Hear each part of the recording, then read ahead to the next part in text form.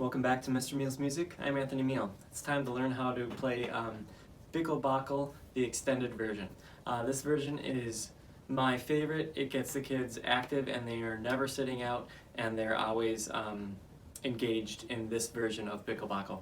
But before we start, be sure to watch the original Bickle Bockle game tutorial. That should be on my channel here, just so you have an idea of how the actual game works. Before we start adding the other stuff in. So now that you know how to play the original game of Bickle Bockle, the fun happens. Once a fish is left out, once they're the last fish that doesn't have a partner, I say that they are able to jump out of the ocean, and as they jump out of the ocean, they magically transform into a fisherman, and they are on their big fishing boat.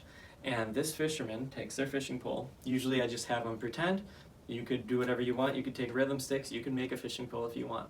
And the fisherman gets to choose what fish they want to catch. So any other student in the classroom, they can catch. But the only way to catch them is to lure them in with a beautiful, beautiful sound.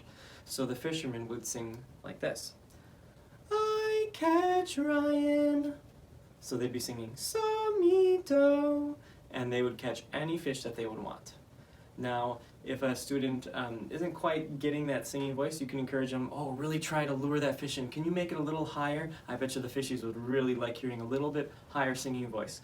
Usually this gets most of my students into that high register, into a singing voice, and it's pretty low pressure. They don't feel like they are put on the spot. They're just really trying to catch the fish. This short little snippet is great for assessing kids with their singing voices. It's great for teaching do, the so-me-do.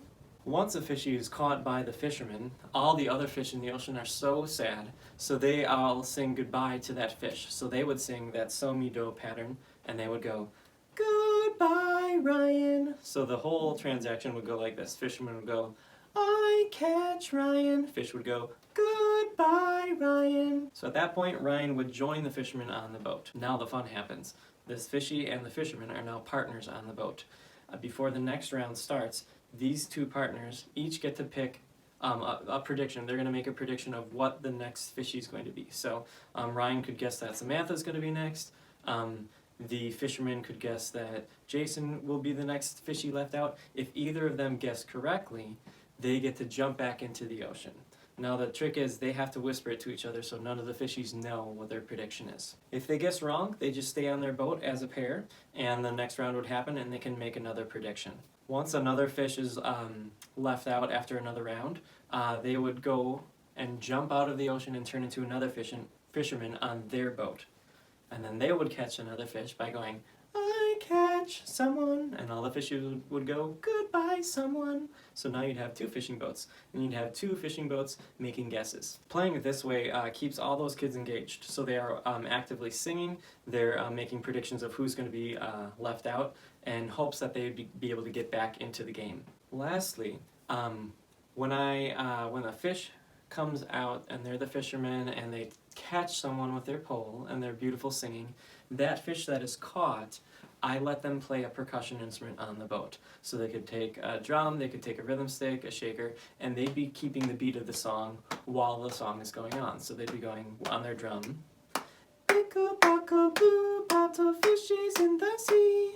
If you want a partner, just choose me. Now the reason I only have the fishy on the boat play the percussion instruments is because if you let the fisherman do it as well, you'll typically have all the fishies in the sea try to be the last one not to have a partner just so they can play that percussion instrument.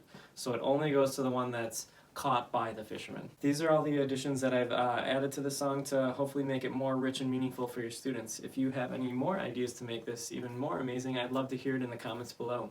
As always, please subscribe and share, and take care. Bye-bye. Bickle, bockle, blue bottle, fishies in the sea. If you want a partner, just choose me.